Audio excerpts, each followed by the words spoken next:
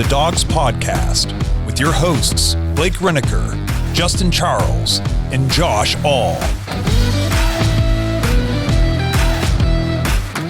What's up, Browns fans? Welcome back to another episode of the Dawgs Podcast. Back in studio today. If you thought we hadn't recorded an episode in a while, that's a lie. We have. YouTube just isn't showing them to anybody for some reason. Maybe we're not allowed to talk about that because they'll just continue to not show them. So, but I guess nobody will hear this rant. So how will they ever know? Get it off your chest. Yes. If you don't know what I'm talking about, apparently we were just banned or randomly shadow banned right at the height of our careers. Just as we're interviewing Ted Ginn and Eddie George and Bob Golick, YouTube decided to fist us. So hopefully if you didn't get to check out those episodes and you wanted to, and the ban is softening and you're actually seeing this episode, go back and watch those because they were actually pretty sweet. We had, I'm going to call it the opportunity of a lifetime. It was great. That's fair. We got to sit down and interview Ted Ginn Jr., Bob Golick, Nate Burleson, Eddie George, and we got to interview Stump Mitchell again, which was super cool. So if you didn't get a chance to check out those interviews or the full episode, which is just basically all those interviews combined, go back and check it out. We put a lot of work into it, and honestly, I was kind of pissed that nobody got to watch it. So go back and watch it. Make me feel happy. It could be a birthday present. Me and Josh both had birthdays this month. I was going to say Blake just turned 35, so he is finally caught up with me, which I've been 35 for like a week. So, and what's crazy is I graduated a year after you, or before you. Yes, you did. Yep. But I digress. There's my rant about YouTube. So YouTube, if you're watching, I'm sorry. Not really. You guys suck. Yeah. But before we got a fun episode lined up today. We're going to talk Amari Cooper's contract situation, which do we need to be worried or not? We're going to talk about Hard Knocks. And we got a very special interview with Browns wide receiver Ahmarean Brown joins us later in the episode. We get a chance to sit down and talk with him. So you guys aren't going to want to miss that. Make sure you guys stay tuned through the whole episode. Before we dive into everything, though, remember, if you want to get your voicemails and your intros on the show, head to thedawgspodcast.com. Tap leave voicemail. You can also check out the merch store while you're there. Get yourself some cool T-shirts and any other cool stuff we got there. If you prefer to just listen to the show, go check us out on Apple, Spotify, and Google. If you're watching on YouTube, please like and subscribe. Make sure you tap the notification bell so you never miss any of the new episodes. And you really need the bell tapped because, again, YouTube just won't put on any notifications. So apparently we did somebody dirty. I'm going to harp on this for the rest of the episode. Okay. So I hope I'm not too annoying. Where I lose my train of thought. Oh yeah. You can also find us on all the socials that we haven't been banned on. Just search at the Dawgs Podcast and you'll find us there, having been extremely active continuously for the last 5 years. Lastly, if you're looking for more Dawgs content, head to jointhedawgs.com, become an official Dawg Pack member on our Patreon page. You get access to the private Discord.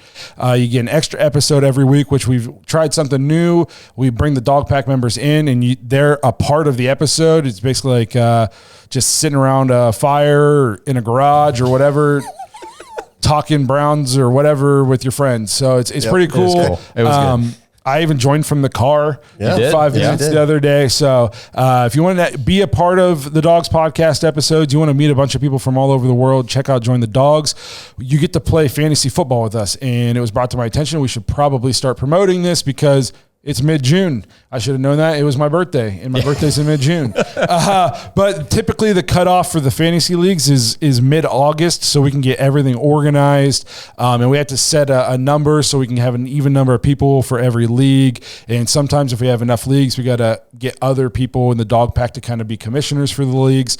So the mid-August is typically the cutoff point. So you got about 2 months. If you are interested in playing fantasy football with us, make sure you jump in the Patreon at jointhedawgs.com and let us know. We'll be putting out reminders and signups so anybody who's in there can play. Last year we had 5 leagues? We did. We had 5 redraft leagues plus a dynasty league last year. Every year so far we've been able to up the ante and add at least 1 league, if not multiple leagues. So if we can get to 6 or 7 leagues this year, that'd be really cool. So if you want to play fantasy football with us, you got about 2 months to hop in the Patreon, meet everybody, get signed up, and then we'll start doing the fantasy drafts late August for this year's football season. So we're really pumped about that. The fantasy football is like one of the coolest things about the Discord, or not the Discord, the Patreon. And then the private Discord is obviously a big It's what everybody likes. It's where everybody is. where everybody That's hangs the action out. is. So again, that's jointhedawgs.com. Become an official Dog Pack member. Hang out with us. Play some fantasy football. So the big news for the Browns this week is Amari Cooper not showing up to the minicamp. Mandatory. The mandatory minicamp. Yeah. He wants a new contract. What I'm seeing is that it's not necessarily the money, it's the length. Yes. That's what I saw today. Yeah. So that was from, I think, Brad, whatever, Steenbrook or whatever on Twitter. And I think he's normally pretty good with that his stuff. So, so what are you guys' thoughts? Do we need to be worried? Are you mad at Amari Cooper for holding out? Like, where do you guys stand on this? Just real quick, it's hard for me to be mad at a player for having the opportunity to make more money or to have longer security at his job, especially since we talk all the time, NFL careers are so limited. So, I mean, he's got this opportunity right now. Wide receivers are getting paid like crazy this offseason. So I get it. I get why he's doing it. Yeah, I'm not mad either. My thing is, I'm like, I guess to answer your question, I'm a little concerned, right? It's not at first. Yeah. So it's not that. So my thing is, it's not that it's even like concerned that it'll get done, because I don't think that they'll trade him. Like, to me, that's just crazy. That's craziness. But like, he was such a pivotal part of our offense the last 2 years, and I think that if you don't have this guy on your team, everything that you've put in place up until this point has taken a step back. Because then now you're talking about Jerry Jeudy, a guy that was going to get success as a number 2. Now he's stepping into a one role, and he's got to be the guy. And Amari Cooper was the only guy really for us. I mean, we had David, but like Amari Cooper showed up the last 2 years for us. So I would say that if Amari Cooper is not playing for the Browns this year, Judy's not going to be the number 1 still. He's not just going to not be on the Browns and just not bring anybody in. Right. You know what I mean? Like, we would be trading him for somebody else, I think, that would fill his role. The name I keep hearing is Brandon Ayuk. Which we talked about him back in like February or March. My only problem with that is, I guess if it's not the money and it's just more about longevity, then the Niners would maybe be able to stomach it, but they're not signing Ayuk because of money. Right. You know what I mean? So how are they going to then sign if Amari Cooper doesn't want to get traded to the Niners and then just hold out there? You know what I mean? So I think everything's on the table. I do think they'll get a deal done. The Browns have been really good about taking care of their players so far. I can see Amari's side of this, where he's like, you traded for me, and all I've done since I've been here is lead the AFC North in receiving 2 years in a row. And this is a division that has Jamar Chase, T. Higgins, and other high profile wide receivers. He's like, and I did it playing with 5 different quarterbacks last year. Mm-hmm. And you know what I mean? 2 different ones the year before. 2 different the year before. So all I've done is come in and produce at an extremely high level, have career years for you guys, be a leader. He's played banged up, all this stuff. He's like, and then how am I being rewarded? You go trade for Jerry Jeudy and extend him. You know what I mean? Right. So I can see his side of it. I think they'll get a deal done. Andrew Berry will figure out a way to get it done. It is. I want him practicing though. For the basically, if we were just going to roll out the same old offense, it is what it is. But we got Deshaun coming back from injury. He hasn't got to play with Amari that much, in their time so far in Cleveland, and it's a whole new offense. And Amari's a smart guy, and he's a vet, and he can learn the offense and all that good stuff. But nothing can replace reps, actually doing it on the field. So I want them to get it. They need to get it figured out sooner rather than later. Yeah, and honestly, on the positive side of this whole thing is the fact that this was Amari's last year under contract with the Browns. So, and he's set to make $23.8 million this year against the cap. So, I mean, he's making good money for this season, and he could have just come in, said, all right, I'll just play out this season. If you guys give me an extension, cool. If not, I'll just go play somewhere else. But this kind of shows me he wants to be here. He wants to be here longer term. He wants to be a part of this. So he obviously sees the value. Like we'll talk to Ahmarean Brown later, but of being in Cleveland. Does he want to be here? Or does he just he wants to be somewhere? Not a lot of players like to play in the last year of their deal. You know what I mean? Well, I mean, Mike Evans did it last year at 30, and all he did was go out there and earn himself a good extension with them. Yeah, but I feel like that's not the norm. Most players don't play on the last year of their deal. They almost always look to get their extension before their deal's up, because then Amari Cooper gets injured and he has no negotiating power. If he gets hurt in week 8 and he's out the rest of the year, he's got no leverage for next year. You know, That's a good point. But Which is why the Browns, I'm sure, they're having their conflict right now of duration of contract. I know the one thing, like, they could save a bunch of money and probably do some stuff if they restructure Deshaun, but they're in a position where they might not want to restructure Deshaun this year because they can actually afford to take the cap hit this year.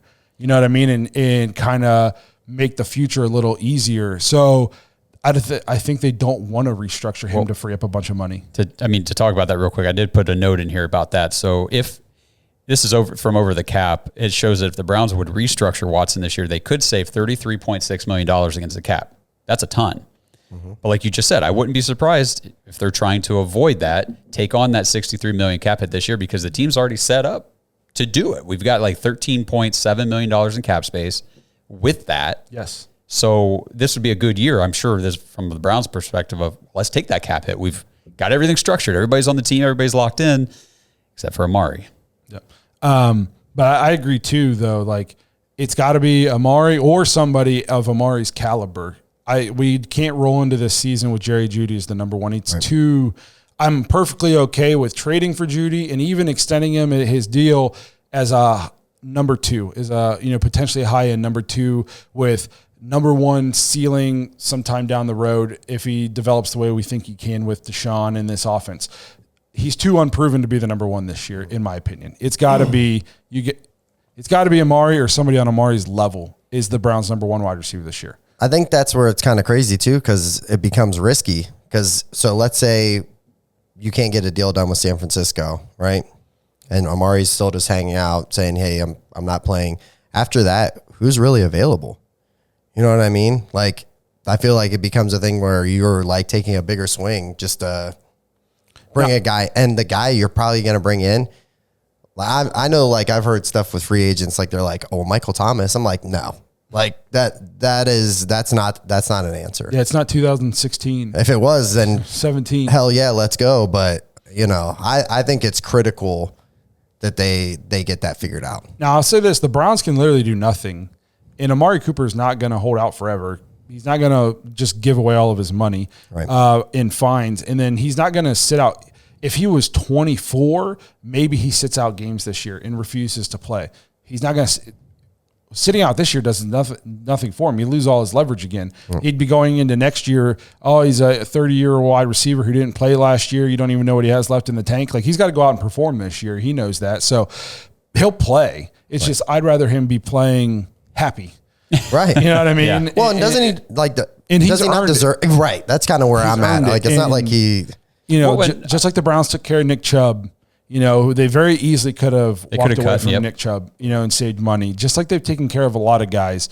I think they'll take care of Amari Cooper. Amari Cooper is the type of wide receiver that I do think he's going to be productive into his 30s. He just turned 30 over the weekend or the other day.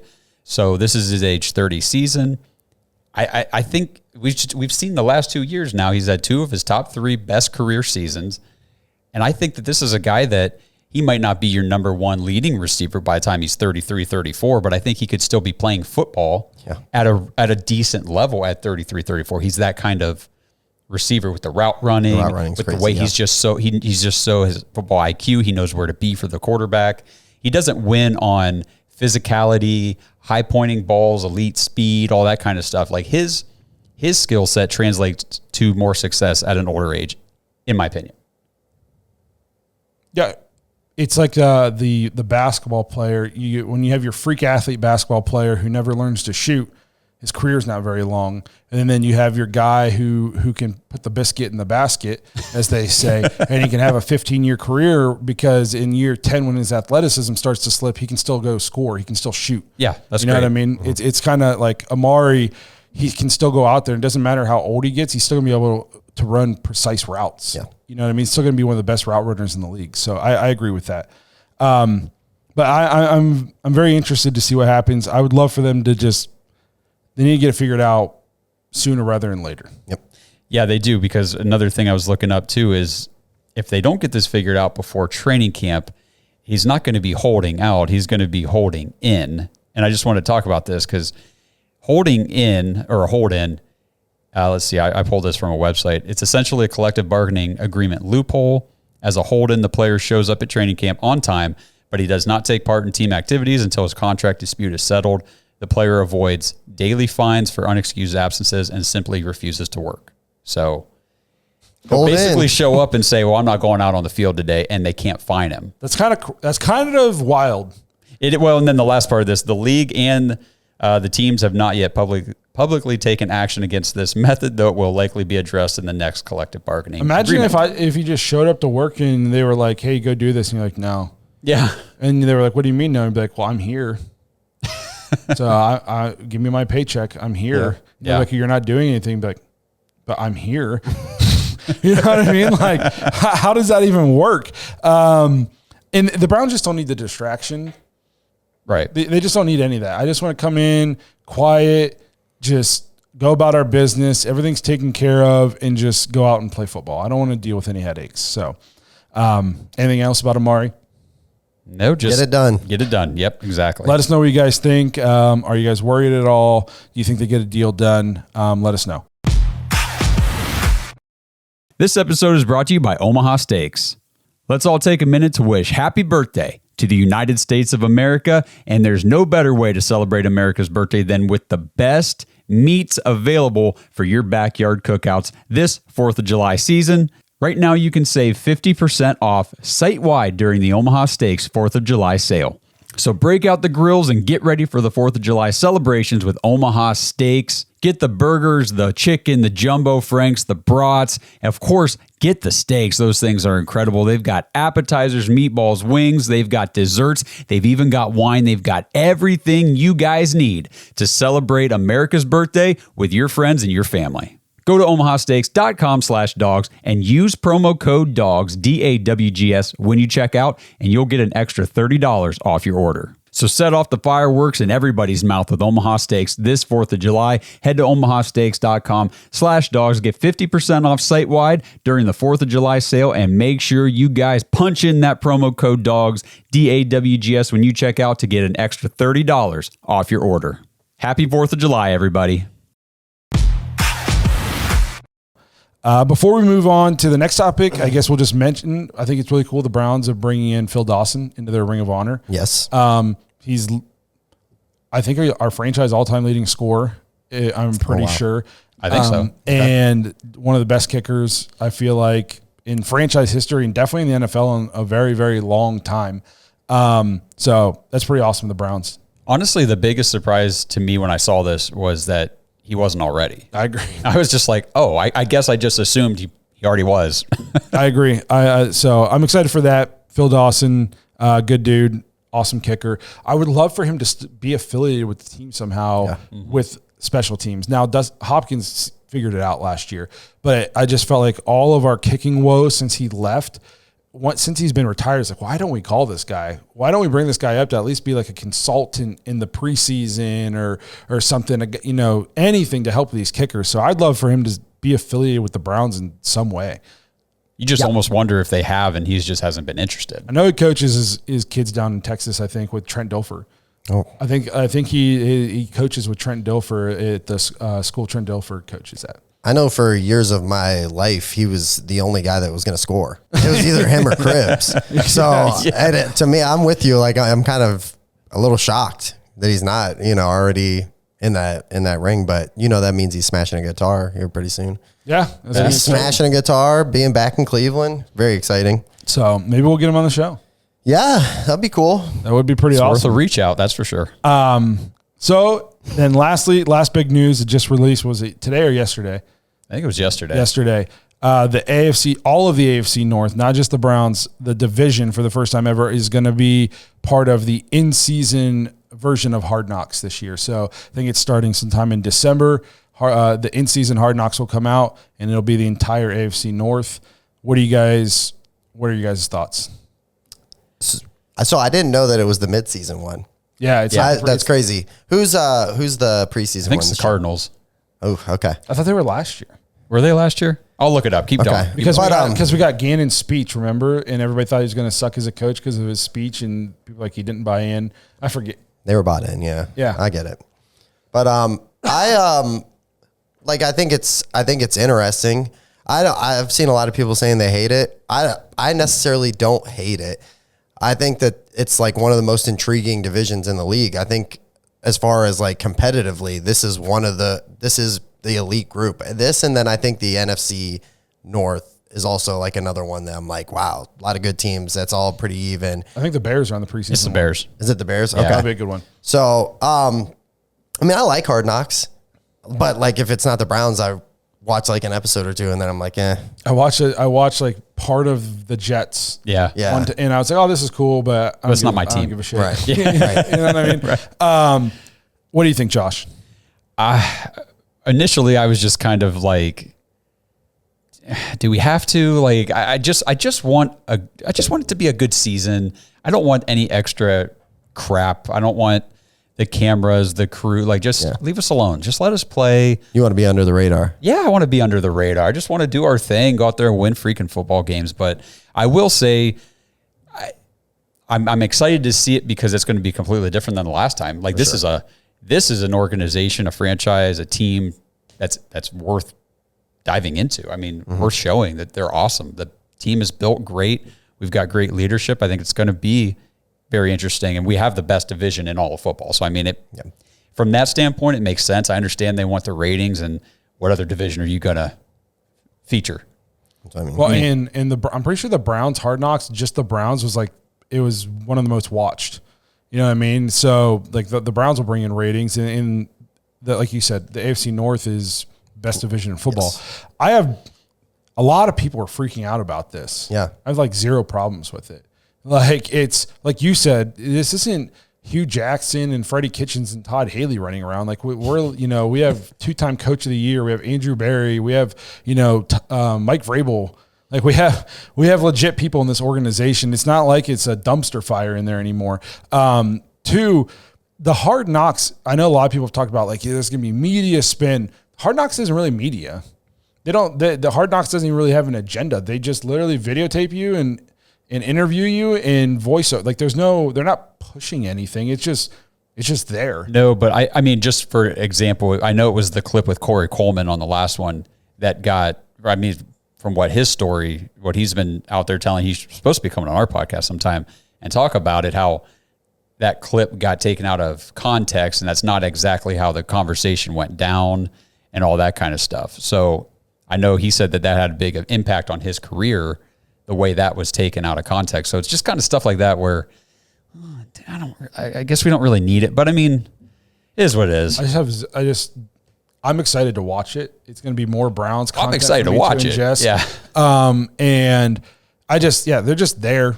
I don't have a problem with this. Like 0% problem. If anything, I'm more excited than anything because I think it's going to be fun to watch.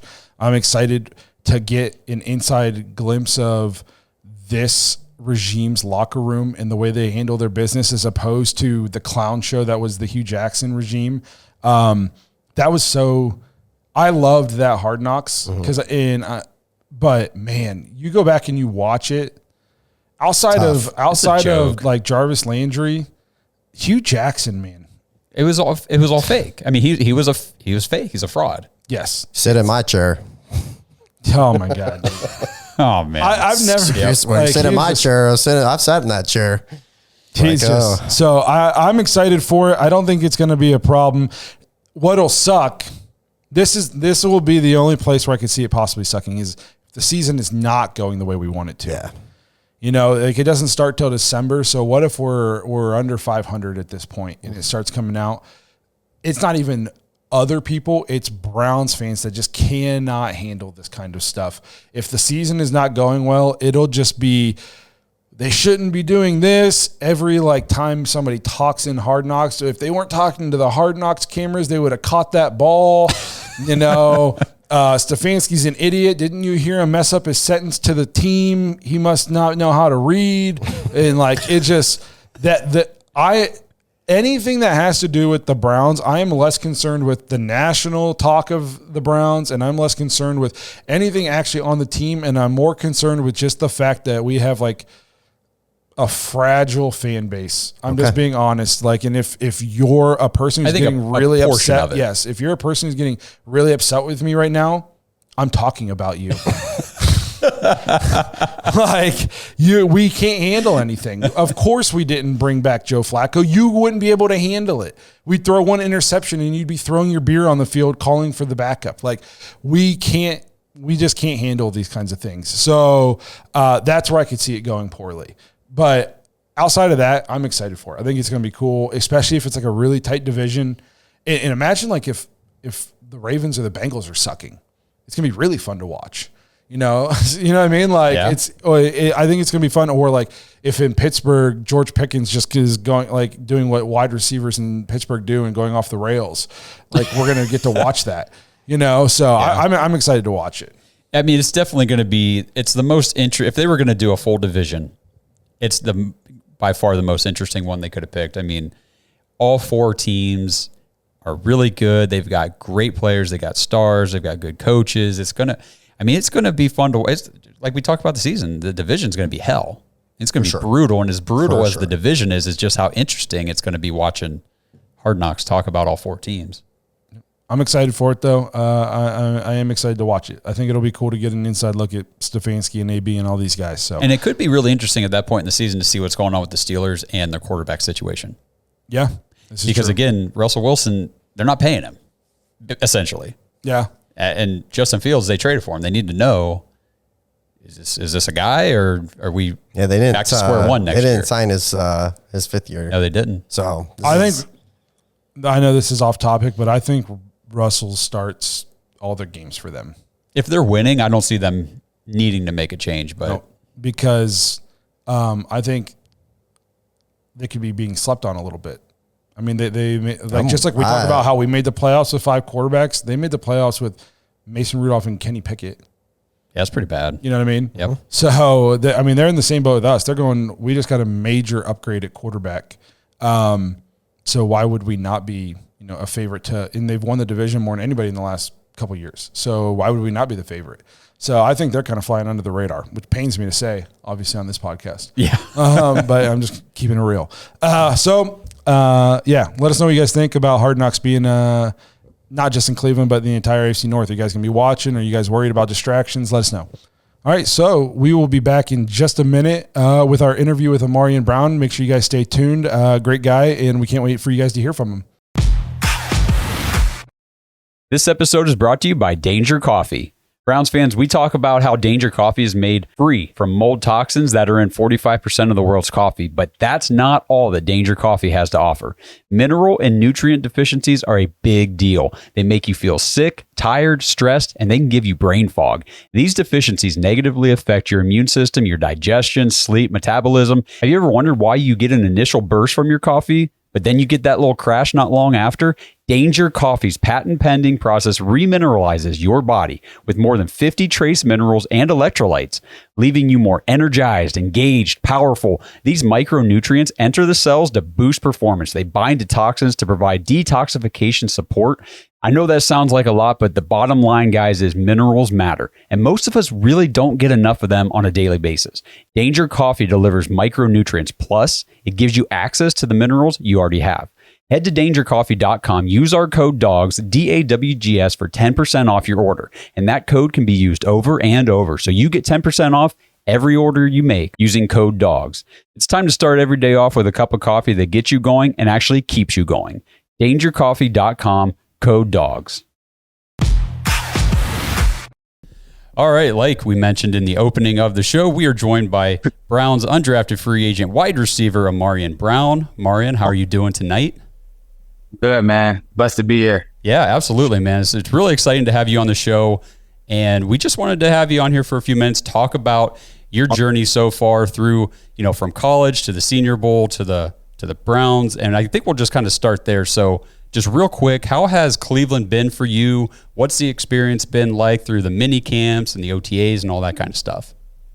Man, Cleveland been amazing, man. I kind of didn't know what to expect coming up to Ohio because I've never been to Ohio. So, getting up that plane, everything was kind of new to me. I was just hearing stuff here and there. I talked to a few guys. I actually met a few people who were from Ohio. And I kind of got some insight about Cleveland and stuff like that. But everything's been good, man. They've been treating me pretty well. I can't complain, man. I'm blessed to be here. This is an opportunity that a lot of guys don't get. So, who am I to come here and complain about? So, I'm just blessed to be here. I'm happy that the Browns organization believed in me enough to welcome me to the team. And, I'm just excited to get rolling. That's awesome. So I guess, since you've been here, since you've been with the team and you've been, working out and doing the practices and stuff, who are some of the guys on the team that you've kind of been hanging around with? Have there been some of the other rookies that you've been, establishing a relationship with? Have any vets kind of taken you under their wing to show you the ropes? Mm-hmm. Or, how's that kind of been going for you? Well, obviously the rookies, us rookies, we're together all day, every day. So we're hanging out all the time, whether that's here in the hotel playing the game or whether that's, at the facility, during our meetings or after our meetings, being there because we're usually there by ourselves a lot, just having our rookie meets and things like that. But obviously the rookies, Jalen Darden, I actually met him when he was playing for the Bucs. So it was good to kind of come in, with the guy that I was familiar with as well. But I think the first person who came in and kind of took me and Jamari Thrash under his wing was Cedric Tillman. He was a rookie last year, and he basically went through the same process a year ago, and it was good kind of having him here right after rookie minicamp. And he was just a guy who was willing to help. And a lot of guys in the league, you don't have to be there. You hear about a lot of guys who feel like they shouldn't mentor rookies or they don't have to be there for rookies just because it's our job. It's our job to do what we have to do. But I think first and foremost, Ted was a guy who came in and he was willing to help. Like he was doing stuff that he didn't have to do. And, me and Jamari definitely appreciated Seth for that. And really all the older guys, Jerry Jeudy, actually for the second time. I met him on a visit to Alabama, and I showed him a picture of us when I was on a visit to Alabama, which it was funny. He said he remembered me. He kind of recognized the face, which is funny. Elijah Moore, a lot of those guys, they're here to help, and I think that we have a good group of guys, not only on the team but in that receiver room who's willing to help. But also Jalen Darden, since he's been here, we've been super tight. He's just helping me. He's also, a guy kind of built like me. So he understands the things I have to go through. So he's kind of been that guy who's really been, by my side, and he's been willing to help with anything. You mentioned hanging out, playing games with the other rookies. I assume you're talking about like video games. Yeah, Matt. We've been playing Madden. So are you guys pumped for the new NCAA? I guess it's called college football now. And how mad are you that you're not going to be in it by 1 year? Man, I'm excited about it, but it's kind of like now, really. now we don't get a chance to be in the game. Like waiting, 10 years? Yeah, I think 2014 was the last time. Yeah. And now we're not in college. They want to come out with a new game. I'm excited. I'm definitely excited. But I'm excited to see how it is because I think NCAA 14 was one of the best games for a while. Like everybody was playing NCAA 14, and I'm excited. I'm excited to see how it goes. I'm definitely pumped to play it for sure. I was just curious because I'm a big gamer and I got like a calendar countdown for that game, so I can't wait to play. So I mean, yeah, you missed that game, but you get to be in Madden now, so that's cool, right? Yeah.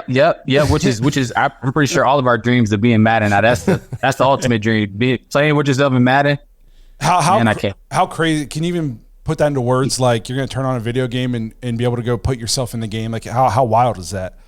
That's the thing. It's like one of those things like you always like dream about it. Like man, I can't wait to do it. But like now that it's here, it's like weird. Like there's no way. Like I don't have to create myself in the game. Like I'll be.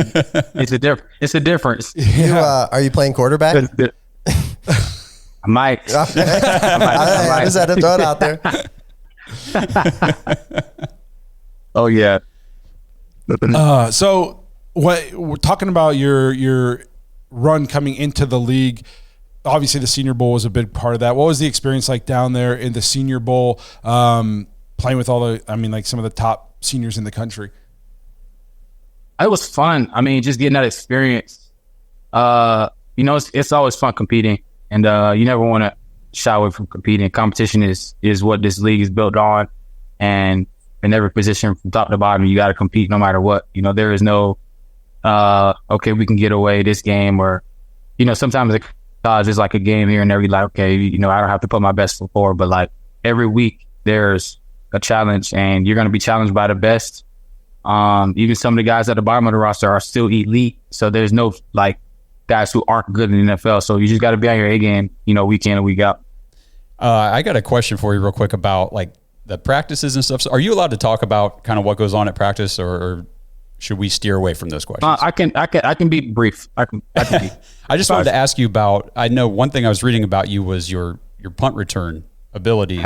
And I was just curious if you've been working with the punt return team during any of the sessions so far. I mean, we're all just, I'm just trying to find a role on this team. So, yeah. I mean, whether that's punts, kicks, whatever, receiver, or whatever they ask me to do, I'm there to do it.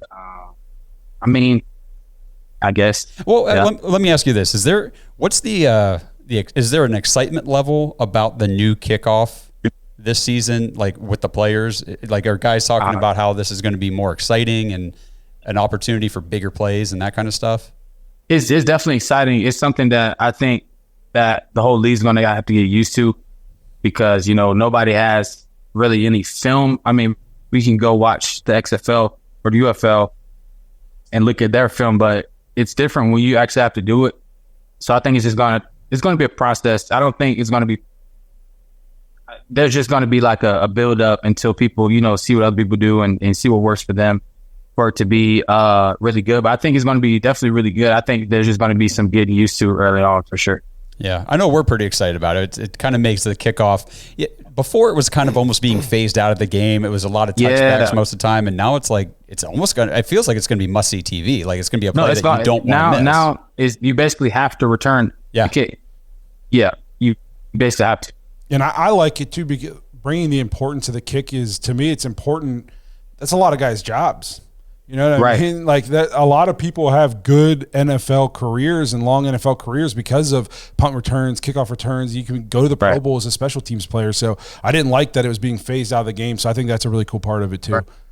Yeah, I think it's going to be fun. I think it's going to be definitely it's going to be one of those plays that that's going to be something that you need to watch, because I feel like in that phase, really anything can happen. That can change the game as well for a lot of teams. Man, it's going to be pretty cool to watch.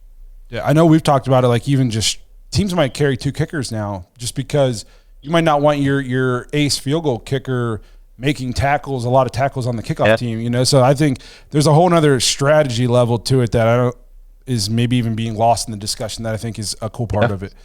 Or they can put skill players at kicker who know how to kick a little bit. Yeah, something like that too. Like there's a lot of stuff that goes into it.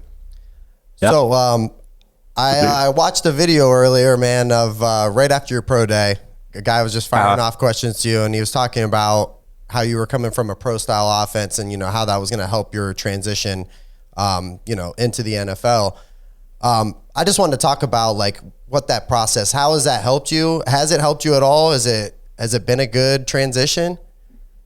I think the transition has been pretty well. I think the terminology is what gets a lot of the guys. But a lot of guys don't come from a pro style offense, which I think could be tough. I think it was definitely a benefit for me because I'm kind of familiar with a lot of the concepts. The names may be different. There might be tweaks here and there, but I'm kind of familiar with how things go. There's different categories for different things, which I think that I got really used to being in the pro style offense for 3 years. It was definitely a benefit for me. Awesome. So, go ahead. I was just going to say, so kind of talking about, your transition and stuff like that. Has there been anything, obviously it's been a short amount of time so far in your NFL career, but has there been anything where after a practice you were like, damn, this is different. Like, this is next level. This is going to be tough. And has there been anything where it was asked of you, or you got done with the practice and you were like, okay, I got this. I belong here. Like, you know what I mean? Like on both ends of the spectrum. I can't lie to you, man. The first couple weeks, man, it was rough. It's because they throw so much at you, and they don't expect you to learn it right away. But us as competitors and, us as rookies, we don't want to go out and mess things up. Your first impression is your best impression. So for me, I was studying literally until I went to sleep. Like those first couple of weeks, it was bad, but it was just something that I need to go through. And I understand the importance, of knowing what to do, knowing how to do it at a high level, which is important. But I can't lie, those first couple of weeks, it threw everything at us, and it was rough. But I know this game is more mental really than physical. So I just need to find a way, kind of find my routine, how I handle things. Yeah, Blake just said, it has been a short time since you've been in the NFL so far. But in your opinion, what do you think is the biggest area that you feel you have grown as a football player just in that time period from college now into these first couple weeks of these camps and stuff? On the field, skill development, or even off the field, preparation training, anything like that? I think me getting here, it was just kind of me starting over again. Obviously, I'm in NFL now, so it's different than college. I kind of just say finding out who I was again in this new situation. Obviously, I know my skill set and what I'm capable of, but it's kind of, like I said, finding that new routine, because things are different. Like a lot of people may say, it's a business and they treat it like a business. So nobody's, following you, making you do this. Nobody's gonna remind you to, okay, make sure you go over this because this is important. So it's making sure you pay attention to all the small things. Like when a coach is not speaking to you, but he's explaining something, you got to make sure you listen to that as well, because you could be there. He's not going to tell you might be there tomorrow, but you could be doing that same thing tomorrow. But he just told somebody else that you got to, it's those things that, you got to really pay attention to. But I think it was me just finding myself again, just digging deep and understanding, where I am now and the things I have to do to just keep going and keep climbing. Have the Browns done a good job, I guess, in your opinion? And obviously you're not going to bash the Browns on camera, but I know Jim Brown used to be a guy who talked to the rookies about coming in and how to handle being a pro. And they put on kind of like a rookie summit and stuff like that about handling your business. Kind of how you talked about how there's no more hand holding. And I can't imagine there's a ton of hand holding in Division I college, but your coach is probably still following up and doing that kind of stuff. You know what I mean? And now it's a job and it's a business. Do you feel like the Browns have a good culture in helping their rookies get ready to take on that extra responsibility? That's one thing I can say. They do a great job. There's so many resources for us to get help. There's ways to learn and to get help that I didn't even know was possible. And we meet with Ron Brewer really every day, and he's kind of the guy that we can lean on. If we ever need something, he's there. I think they do an amazing job of just trying to make sure that we have everything there. Like I said, they're not gonna make us do stuff, but the resources are there. It's just up for us to be pros and to use them and to say something if we need help. That's what I mean. The difference between college and pros, everything's there. It's just, they're not going to make us do it. It's just up to us if we want to use our resources or not. So it's been amazing though. I can't complain. I can't complain about anything. Everything's been so far has been amazing. That's good to know too, because I've been a Browns fan for my whole life, and I feel like we have that culture now. And if I would have asked you this question 10 years ago, I don't know if I would have been surprised if you would have been like, they just kind of threw us to the wolves. Like I feel like we've really turned the corner as a franchise. I think like AB and Stefanski, I think these are good guys. I think they do a great job. AB actually, he talked to us too in one of our rookie meetings. And, you know, it's one of those things where a lot of guys don't get a chance to talk to the GM. And it's kind of weird, like him coming, like taking time away from what he's got to do, because Lord knows the things he has to do. And just coming to talk to the rookies, like just trying to make sure we're good with everything. Him as well. You know, one of the things he told us was to make sure we use the resources, because the people in the building are there for us. Like that's their job. Their jobs are to make sure that we can perform as best as we can on the field. And that's just one thing that we have to, you know, adapt to, you know, in the NFL is using your resources, because, you know, they're not going to come to you, but they're there for you. You know what I mean? So. Yeah, that is great to hear. We love hearing, you know, the inside scoop on the Browns. Like Blake said, we really do feel like it's a different organization than it used to be. But yeah. I know we're running up against it a little bit. Got to get you out of here. You got a busy schedule. Just real quick, what was it like when you got that call from the Browns?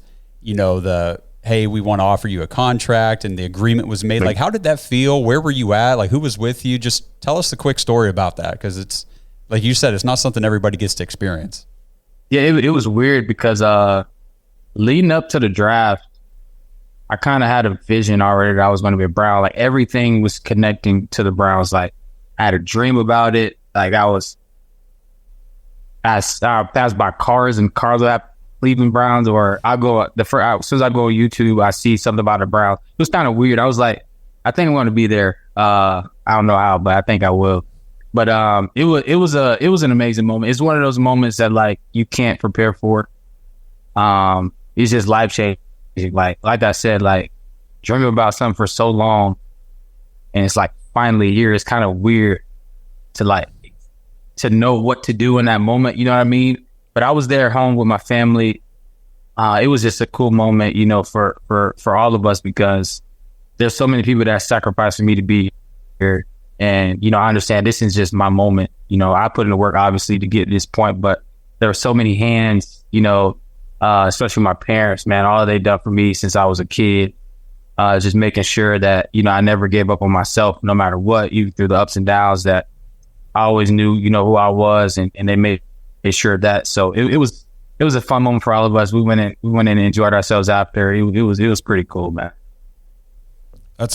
That's good to hear. I can't imagine. The coolest thing I ever did was win like a baseball championship when I was 12. It was great to have you here. Like Josh said, we know you got to get you out of here. You got a busy schedule. We appreciate you taking a little bit of time, letting us get to know you, letting the listeners get to know you. We love getting just the insight into kind of like the inner workings of the Browns and meeting the players. It's really awesome. So we appreciate you being here, taking time. Good luck with everything, and we can't wait to hopefully maybe come up and meet you in person at training camp or something. Oh, yeah. I appreciate y'all, man. I'm always welcome. Y'all always welcome to have me. You know, I'm here for y'all as well. So I appreciate y'all for having me. I'm blessed, man. Thank y'all. Thank you. Thanks a lot, man. Good luck. Once again, we want to thank Ahmarean Brown for stopping by the show today, giving us a little bit of insight into what it's been like up in Berea for training camp, giving us a little insight into just his experience so far, transitioning from college player to pro player. It was awesome to meet him. Super nice guy. Make sure you guys are looking out for him this preseason, cheering him on in these preseason games and rooting for him to, you know, make the roster. Great guy. We're excited to see him in the brown and orange. Again, remember, if you want to play fantasy football with us, make sure you guys check out jointhedawgs.com. Cutoffs for these fantasy leagues will be mid-August. So you got about 2 months to get in there, meet everybody, get signed up for the fantasy league so you can do some of these redraft leagues with us. It's a ton of fun. Again, let us know what you guys think about Hard Knocks coming to the AFC North, and let us know what you guys think about Amari Cooper's contract situation. Are you guys worried? Do you think the deal gets done? Do you think he gets traded? If you think he's going to get traded, well, who do you think the Browns' trade targets are? I think that's an interesting topic. Looking forward to hearing what some of you guys have to say about that kind of stuff. So again, we appreciate you guys being here, supporting the show throughout the offseason. If you haven't had a chance, go back and watch our interviews with Ted Ginn, Bob Golick, Eddie George, all those guys. It was a good time, and we appreciate all their time, so we want you guys to watch our episodes. We appreciate you guys being here, and we'll see you guys next week. Thanks for listening to another episode of the Dawgs Podcast. Make sure you subscribe on YouTube and follow us on Twitter at the Dawgs Podcast. Get your thoughts on the show at thedawgspodcast.com.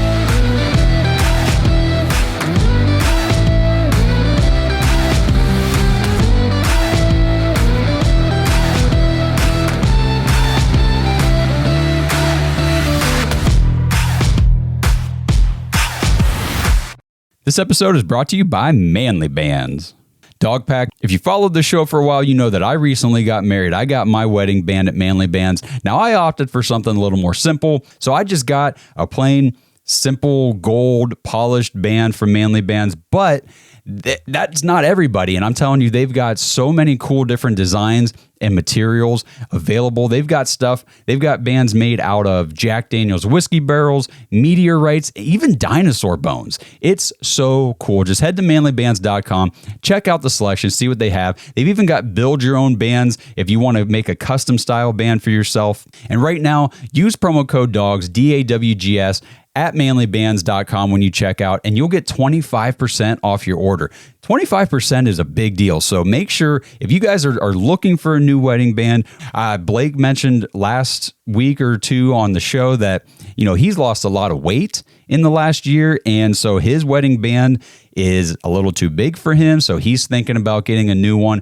And I told him, I said, just go to Manly Bands, see what they got. And the 25% off your order is such a great deal. You really can't beat it. So at least go check it out, see what they have.